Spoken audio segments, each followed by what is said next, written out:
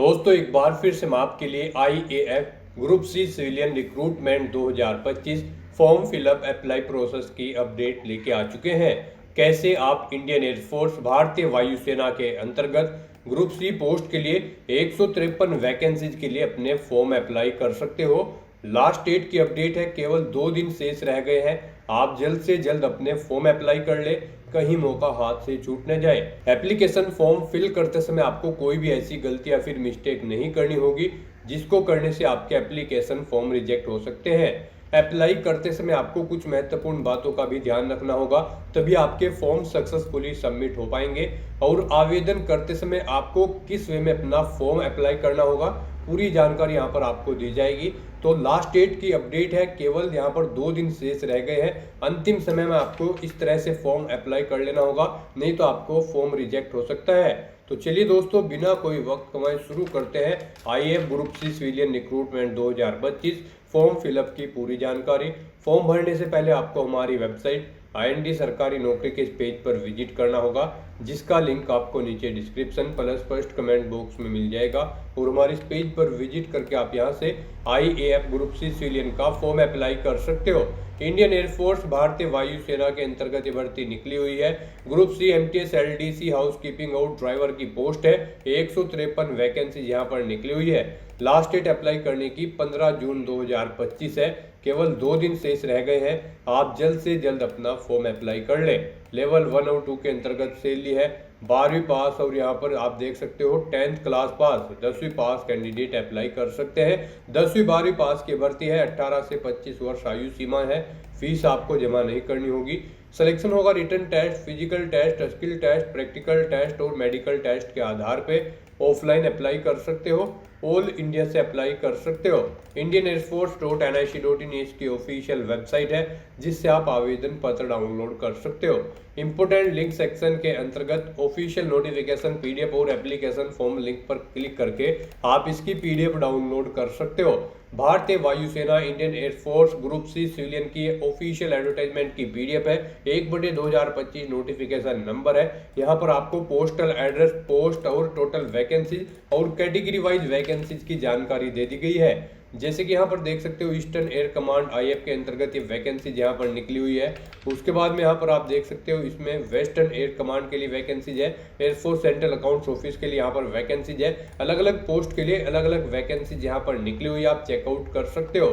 इसी तरह से यहाँ पर आपको इसमें क्वालिफिकेशन की डिटेल दे दी गई है। यहाँ से एज लिमिट आप चेकआउट कर सकते हो, किस कैटेगरी के लिए कितनी आयु सीमा है, क्वालिफिकेशन किस पोस्ट के लिए क्या रहेगी, क्या सैलरी डिटेल किस पोस्ट के लिए रहने वाली हो, आप चेकआउट कर सकते हो। मोड ऑफ सिलेक्शन की बात कीजिए तो यहाँ से आप पूरा सिलेक्शन क्राइटेरिया चेकआउट कर सकते हो। इसमें रिटन टेस्ट होगा, स्किल प्रैक्टिकल फिजिकल टेस्ट होगा, जिसके लिए आपसे यहाँ पर पैटर्न दिया गया है। और यहाँ पर आप जैसे स्क्रॉल डाउन करोगे तो अप्लाई करने का पूरा प्रोसीजर दिखाया गया है कि कैसे आपको ऑफलाइन फॉर्म अप्लाई कर लेना होगा। और आपको इसी PDF के एंड में राइट साइड में यहाँ पर इसका एप्लीकेशन फॉर्म दिया गया है। आप यहाँ से एप्लीकेशन फॉर्म डाउनलोड कर सकते हो या फिर क्रॉप करके भी आप यहाँ से फिल कर सकते हो और ऑफिशियल एड्रेस पर लास्ट डेट से पहले सबमिट कर सकते हो। तो यहाँ पर बस अब आपको अपना फॉर्म भरना है। फॉर्म भरने के लिए आपको ये एप्लीकेशन प्रोफॉर्मा में सबसे पहले अपनी पोस्ट का नाम देना है, जिस पोस्ट के लिए आप अप्लाई करने जा रहे हो। यूनिट का नाम देना है, जिस यूनिट में आप अप्लाई कर रहे हो। फिर आपको एक बार फिर से अपनी पोस्ट का नाम यहाँ पर एंटर करना होगा।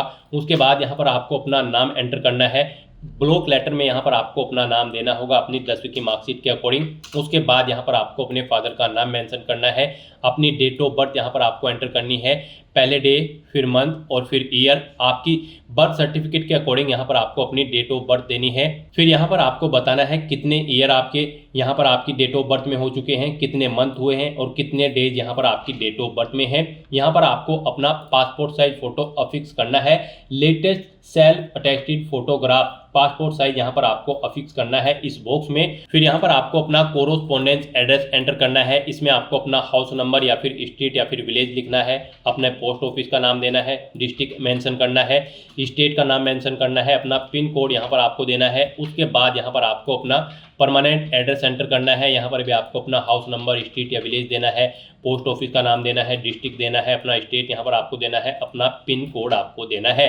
फिर यहाँ पर आपको अपनी कास्ट बतानी है, आप जनरल, ओबीसी, एससी, एसटी जिस भी कास्ट से हैं वो यहाँ पर आप मेंशन करें। फिर यहाँ पर अगर आप रिजर्व कैटेगरी से बिलोंग करते हैं तो आपको अपने एप्लीकेशन फॉर्म के साथ अपना कास्ट सर्टिफिकेट भी अटैच करके सबमिट करना होगा।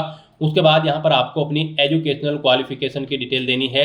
यहाँ पर आपको बताना है आपकी एजुकेशनल क्वालिफिकेशन क्या है, आपने 10वीं 12वीं ग्रेजुएशन या फिर पोस्ट ग्रेजुएशन जो भी पास आउट कर रखी है वो यहाँ पर आपको मेंशन करनी है। और आपको अपने एजुकेशनल सर्टिफिकेट की सेल्फ अटेस्टेड कॉपी आपके एप्लीकेशन फॉर्म के साथ आपको सबमिट करनी होगी। उसके बाद अगर आपने यहाँ पर कोई अदर क्वालिफिकेशन या फिर एक्सपीरियंस कर रखा है तो उसकी डिटेल भी यहाँ पर आप मेंशन कर सकते हैं। फिर यहाँ पर आपको अपनी कैटेगरी देनी है। एक बार फिर से जिस कैटेगरी से आप अप्लाई करने जा रहे हैं यहाँ पर आपको अपना कैटेगरी सर्टिफिकेट भी सेल्फ अटेस्टेड करके अपने फॉर्म के साथ सबमिट करना होगा। फिर अगर आपको कोई टेक्निकल ट्रेनिंग या फिर एक्सपीरियंस की डिटेल है तो वो यहाँ पर आप प्रोवाइड कराएं। आपको बताना है कि आपका डोमिसाइल आपके पास किस स्टेट का है वो यहाँ पर आपको मेंशन करना है। उसकी सेल्फ अटेस्टेड कॉपी भी आपको आपके एप्लीकेशन फॉर्म के साथ सबमिट करनी होगी। फिर यहाँ पर आपसे पूछा गया कि क्या आप किसी एम्प्लॉयमेंट एक्सचेंज पर रजिस्टर्ड हैं, अगर हैं तो यहाँ पर आप येस करेंगे, नहीं तो यहाँ पर आप नो करेंगे, या फिर आप ऐसा करें यहाँ पर नो को आप कट कर दें और फिर आप येस रहने दें। येस अगर ऑप्शन आप सेलेक्ट करते हैं तो फिर यहाँ पर आपको एम्प्लॉयमेंट एक्सचेंज का नाम मेंशन करना होगा। और अगर आपने एम्प्लॉयमेंट एक्सचेंज पर रजिस्ट्रेशन नहीं किया हुआ है तो यहाँ पर आपको नो ऑप्शन ओके रहने देना होगा। उसके बाद यहाँ पर आपको डिक्लेरेशन सेक्शन में आना है और यहाँ पर गाइज आपको डेट मेंशन करनी है और फिर आपको यहाँ पर अपने सिग्नेचर कर देने हैं। इस तरह से यहाँ पर आपका फॉर्म कंप्लीट हो जाएगा। यहाँ पर अब आगे ये ऑफिशियल यूज के लिए है, आपको ये फिल नहीं करना है। यहाँ पर आपका ये जो फॉर्म है इसे ऑफिशियल यूज के लिए आपका कोई भी अधिकारी जो इसे चेक करेगा वो यहाँ पर इंफॉर्मेशन देगा, जैसे कि कब आपका फॉर्म रिसीव हुआ है, ये एक्सेप्टेड हुआ है या फिर रिजेक्टेड, आपको ये यहाँ पर मेंशन नहीं करना है, फिल नहीं करना है।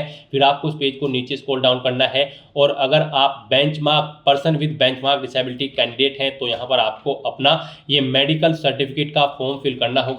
यहाँ पर आने के बाद आपको this is to certify that Shrimati Kumari, यहाँ पर आपको अपना नाम देना है और फिर यहाँ पर आपको अपने फादर या फिर मदर का नाम देना है। फिर आपको बताना है आपको क्या डिसेबिलिटी है। उसके बाद यहाँ पर आपसे पूछा गया है कि क्या आप क्लिनिकली डायग्नोसिस है as a result of which he see the following disability brief description, यानी कि आपको अपनी डिसेबिलिटी का ब्रीफ में डिस्क्रिप्शन यहाँ पर देना होगा, क्या डिसेबिलिटी है, आपको किस तरह की समस्या है।